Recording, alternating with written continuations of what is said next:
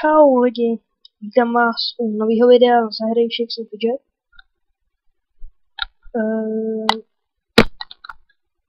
Právě jsem na tom maskově dokončil hospodu, dostal jsem običku. Je to takový večerní let's play, takový rychlej. Mimochodem došel mi elixír na inteligenci velký, tak jsem si koupil malinký aspoň. Nicméně bych chtěl říct, že natáčím sám. Dneska teda máme válku. Myslím, že jo, Darkem. Vypadá to, že možná, počkat, co? Vyhrajeme nebo ne? Já to takhle překlikám. Jej. Nevadí. Tak. Tu houbičku měl bych jí dát do pozemka, ale tam ji nepřijel obchodu, protože chce, aby mi padl elixír na inteligenci. Padne mi na sílu, to nás zrovna nechce, ale... Mimochodem čarodějnice dneska sbírá šperky nebo co to? Amulety, no, amulety, to je tohle, ty náhrdelníky. Takže já třeba tady po druhý tam dneska něco hodím. Potom akorát ty elixíry nějaký, kterými jsou půjčeny, to je taky půjčeny. I tak na to nemám, bohužel. Nevadí. Koupím jiný. Rok vám ukážu, že sbírá tyhle ty. Když jsou tam amulety, tak prostě tohle. Mimochodem hodně jsme pokročili, máme už 43,118 %, což je dobrý. Co bych chtěla udělat dál? Samozřejmě bych se chtěla vylepšit a jít na podzemko. Takže to udělám rychle. Třeba, jo, super, na sílu. Na sílu potřebuji, protože tam mám toho draka přece. Tak jdu na něj. Chtěl bych vám říct, že novinkou bude od příštího videa, nebo ne od příštího videa, příští video prostě bude s webkou. Myslím, že další uvidím, jak to bude a jak to nebude s tou webkou. Ježiši, jděte s těma kritikama někam. Zrovna když mám elixír na inteligenci velký. Na kritik mám, když mám na inteligenci, mám tohle ten vidím vidět, možná vidět. Co na to mám tam, podívám se ještě do cechu, jestli náhodou je dobrý. Ježiši, mám tadyhle jsou hrozný. Podám svůj účet, někdo zájem, to nechá, proč to dělají. Vůbec nepochopím. Tak, to je asi všechno. Tyhle ty postavy, akorát si dám hospodu a hnedka půjdu na prdiče. Klik. Jsem na prdičovi. Odkliknu si. Odkliknu, hele, postava. Co mi píše? Zimbanství do postava 80+. Já mu rovnou odepíšu, protože mě to moc času nezabere. Já ne. Točím ze svých postav videa. Takže ne, napíšu to celý.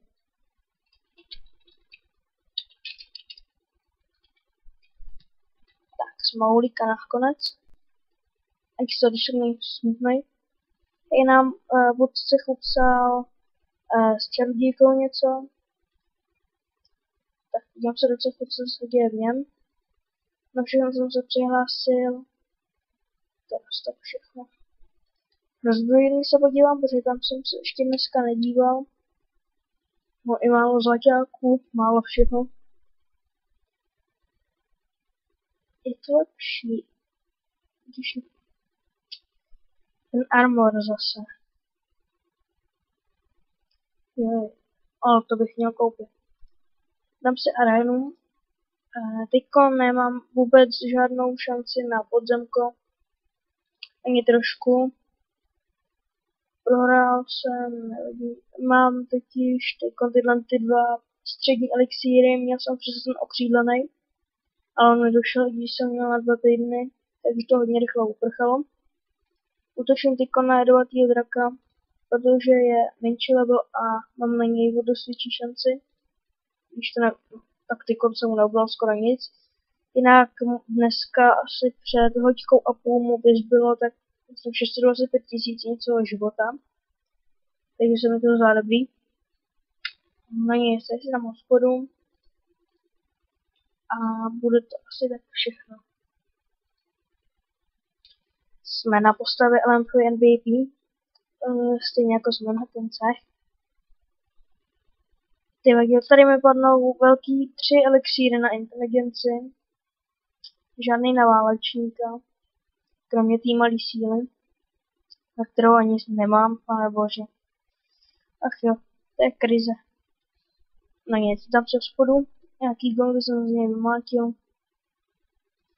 Dám se do zbrojírny. Ale mě potřeba 3 zbraně. To nepotřebuji. Ještě těším za houbič. To se mi líbí hodně. To se mi hodně líbí, takže to půjde hnedka do mého inventáře na postavu. Když si něco vydělám. Na téhle postavě si myslím, že ani nemá cenu zkoušet podzemka. A to asi bude všechno. Když já to zkusím. Třeba dám tuším na Sukubus. Nejmenší level, největší šance. Měl bych ho dát, protože je to jenom 9 levelů naše rozmezí. Takže už bych ho měl urychleně dát. Na Morčáku jsem ho dal asi ve 40... Jo, kolika to 44 nebo 45, nevím. I tak by to byl 10 levelový rozdíl, takže dobrý. Jsem vyhrál, super. Na téhle postavě to bylo hodně rychlý, když zvíře, nebože. Všechno tak rychle uplyne. Spíš na těch 14 dní, hrozně rychle všechno uplývá. Ten čas jak rychle letí. Divný to. Mohlo by být pomalejš. Tak, dám se spodu a půjdu na Morčáka. A teď jsem na Morčákovi. Opět nic, žádná změna, jenom to, že mi opět došly elixíry. A to se tohle jsme prohráli, prosím, ať vyhrajeme. Chci nějaký zkušenosti, super. Tady zkušenosti jsem nedostal, protože to byla vlastně obrana. Přebrám se k útoku a podívám se do čara obchodu, jestli to není elixír. Pane bože, zase na inteligenci. To není možný. To opravdu není možný. Ach jo. Mně se prostě nedaří. Na ty elixíry vůbec. Třeba tady. Ne, ten štít si prostě vyměnit za nějaký na sílu. Odkliknu se spodu a dělám se do toho čera obchodu. 450 víš, tak tohle nechci. Jsi moc drahý. Ty dělal tady nic nejlevnější po 200. Na nic nemám. Elixír naštěstí mám v sobě. Je to hold smolný, že mi nepadají elixíry. Chodím na zdíl banditů. Měl bych ho už sundat, když bez elixíru nevím. Asi ne. Omlouvám se, jestli slyšíte divný zvuky, ale venku jak si prší a je tam nějaký vichr. Takže tak. Dám skočit, vidíte. Elixíry jsou hodně potřebný. Tuhle tu postavu to je takzvaně, nebo tak jak se říká, závislá na elixírech, pardon. Dám si arénu a to bylo asi tak všechno. Mimochodem dlouho jsem teď celkem nenatáčel, protože jsem ani neměl čas a prostě jsem neměl čas. Teď bych mohl natáčet i každý den, takže zítra to bude s webkamerou. Nevím, jestli se mnou bude natáčet Tom, nevím. Když některý říkáte, že nechcete... První střípek mi padl, první střípek. Hele, v levelu 50, Co tady? Já jsem teď už jednou psal na Tomaskovi, že jsem měl na 2 úkolech jsem měl střípek a každý byl jiný. A můj první střípek. Střep šerosvitu. Vyspouštím z sebe zrak. Obraz docela. OK. Super. Jinak. Možná, že udělám videa ze všech mých postav, prostě co mám.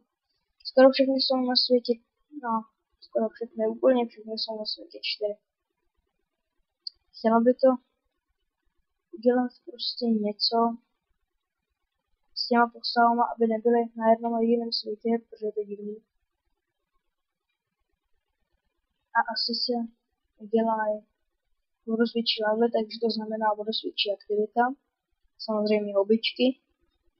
To bude hodně nutný. Takže já teda na svoji další postavu. Malý level nevadí, ale aspoň mám střední elixíry potřebný. Jsem teda na Speedíkovi, Speedík se jmenuje, protože takhle se jmenuje můj mobčátko. Tím, že to někomu připadá divný, ale takhle to je, dám si hospodu. Chtěl jsem si koupit hůlku, která měla inteligenci 96, myslím. 4 hůlky. Inteligence, ale menší poškození, dost menší poškození. Ale nevadí, asi možná... Podívám se ještě do čarovchodu. Mimochodem tohle je postava, na který jsem ale doopravdy hodně dlouho nehrál, takže samozřejmě si koupnu zvíře. Koníka tady, když mám houbičku. Ježiši, co tam mám, pane bože. Takže tygříka. Upgradeovat. Tak, co ještě bych mohl udělat? Samozřejmě arénu, to ano. Udělám se do té zbrojny a koupím si asi tu hůlku. Spadne pod tím. Nic. Počkej, on to má jenom 48. Pane bože, já jsem se na to nepodíval. Koupil jsem si takovou hůlku, pane bože. No nic, ale aspoň něco. Tak, dám si arénu. Možná bude blbej zvuk, nevím.